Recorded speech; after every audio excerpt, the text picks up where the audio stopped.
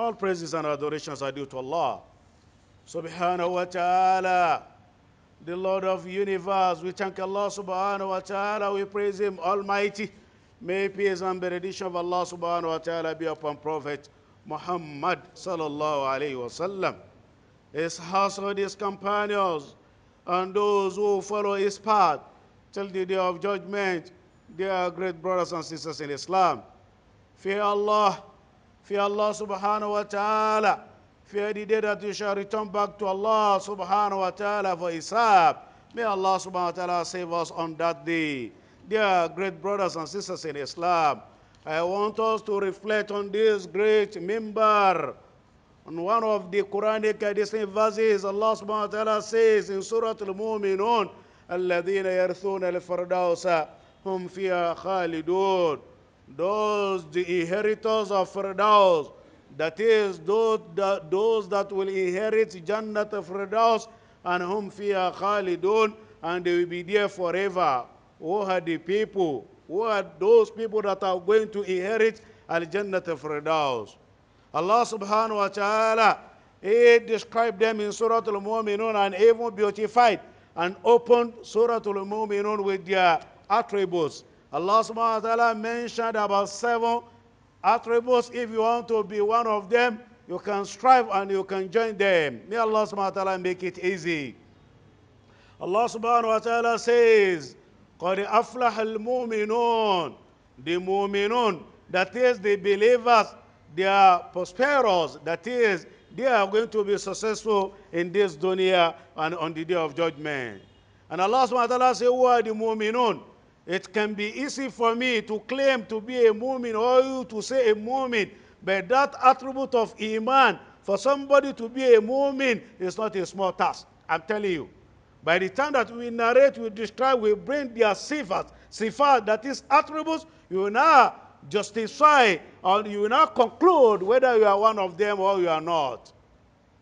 Allah subhanahu wa ta'ala said that al-mu'minun alladhina hum fi salatin khashi'un, those that is normally observe their daily prayers with khushu', that is fear of Allah subhanahu wa ta'ala. They don't play while praying. They don't play while praying. And they don't look yamin and shimal, that is right and left. And they don't, you will see them with total concentration and submission to Allah subhanahu wa ta'ala. That's what we call al-khushu'. That is number 1. And number 2, Allah subhanahu wa ta'ala says, وَالَّذِينَ هُمْ عَنِ اللَّغْوِ مُعْرِضُونَ. Those that is normally, he said al-irad, that is normally ignore any gathering of fasha where people are uttering bad words or talking about sex. They will leave the place with anger. Not that we just be smiling. There are some people, if we say that I'm not part of them, I don't talk fasha, I don't gossip, but you are there and you are laughing, we are one of them. So that Allah subhanahu wa ta'ala said, the real mu'minun, believers, they will leave that place because they know what people are uttering can attract Allah's anger and annoyance, and they will leave that place because of their iman and because of their fear of Allah subhanahu wa ta'ala. There are Muslims today that are so weak. You can even join some unbelievers while talking about Islam wrongly, and he'll be there. And I say, that's a problem of my people. You are not among us. If you are saying problem about my people, that's your own problem. And Allah subhanahu wa ta'ala says, attribute number 3, sifa. Number 3 is وَالَّذِينَ هُمْ لِلزَّكَاةِ فَاعِلُونَ. Those that is normally purified their wealth. Huh? You can't be a mu'min with bukhul. You are so stingy and you are saying, I'm a mu'min. No. Let me tell you. So there are some wealthy Muslims that they don't even give us zakat of their money annually. Talk less daily sadaqah. And he is claiming to be a mu'min. Are you a mu'min? Allah subhanahu wa ta'ala says, وَالَّذِينَ هُمْ لِلزَّكَاةِ فَاعِلُونَ. Those that is normally purify their wealth. And that zakat, we have about 2 types of zakat. There is voluntary one, which is sadaqah, that we do on daily basis. And we have obligatory zakat, which we give out every year, yearly. And you cannot give out what you don't have. If you are not wealthy, it's not obligatory upon you. But if you have it, you refuse to give it out, Allah subhanahu wa ta'ala will punish you in this dunya, and the same thing on the day of judgment, your punishment is waiting for you. وَالَّذِينَ هُمْ لِلزَّكَاةِ فَاعِلُونَ. And number 4, وَالَّذِينَ هُمْ لِفُرُوجِهِمْ حَافِظُونَ. Those that normally protect themselves. They don't commit zina. Their private part, they don't turn it to maybe like public something general.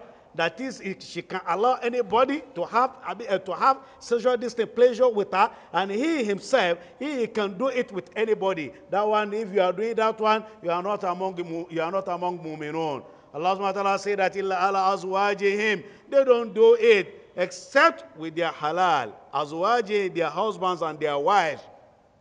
And Allah subhanahu wa ta'ala says, if you try and you pass your boundary by committing zina because you have money, whether you do it secretly or openly, Allah subhanahu wa ta'ala said, definitely you are one of our dun.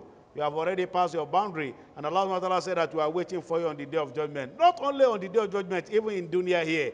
If you can escape koboko, that is for you to receive 100 lashes or for you to receive stones, let me tell you, you can escape it. If you live in the country that they don't practice this in Sharia, but you cannot escape that one on the day of judgment, the one of Allah subhanahu wa ta'ala. And as well, you cannot escape. There are some punishment. Allah subhanahu wa ta'ala, He has many ways of different ways of punishing people, sinners. Let me tell you, you may wake up so sad for hours. You have money, you have food, you have everything, you are healthy. But sadness, that one is a kind of maybe punishment from Allah subhanahu wa ta'ala. And Allah subhanahu wa ta'ala says, وَالَّذِينَ هُمْ لِأَمَانَاتِهِمْ وَعَدٍ رَعُونَ. They are attached to attributes to amana. Those that is normally keep amana, that is trust. Don't promise whatever you cannot offer. If you know that I cannot fulfill, you know your power, don't ever promise. If you promise, you have to fulfill. Don't disappoint. You may promise somebody something, you don't care about it, and that thing is so big, huge to that person, and every day you'll be thinking about the matter, and whereas you already disappointed. And there are some people, while even making promise, let me tell you, he is fully aware that he's not going to fulfill. He's just saying it. There are some people, they are like that. And they normally monitor their ahad, that is promise. Before they say they utter it or they say they promise, they know what they are saying and they really mean what they are saying. And after that one, some will even write it somewhere. So that you'll be looking at it that I give date. So day and so month I'm going to fulfill. That is number 6. And number 7, Allah subhanahu wa ta'ala, He went back to matter of salah. Because one of the greatest ibadah, we've discussed about 3 weeks ago here, that a servant of Allah subhanahu wa ta'ala can reach Allah subhanahu wa ta'ala with, is that salah. If they are calling somebody wali and he doesn't pray, is he wali? If they are calling you Muslim and you don't pray, are you a Muslim? Or not? Don't deceive yourself. Not like in this dunya that you can buy any title with your money. With Allah, spiritual title, you have to buy them and get them with your striving and effort that you put in ibadah. Allah subhanahu wa ta'ala said, number 1, in terms of salat, He attached 2 attributes to salat alone. He said that salati khashu'un, fi salati khashu'un. Those that normally pray with khushu', with fear of Allah subhanahu wa ta'ala. Wallahi, if you see some people praying, you will love their prayer. And if you see some people praying, you say, subhanallah, see the way this one is praying.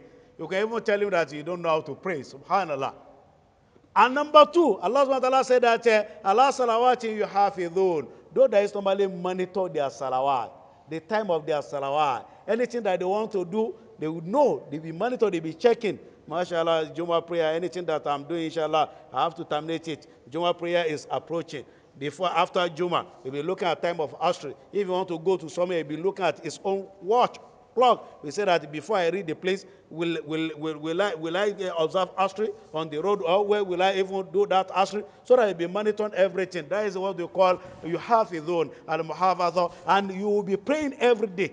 Not that you say that I prayed yesterday, how will I pray today again? It was narrated in the book of Imam Muslim by Abu Amr.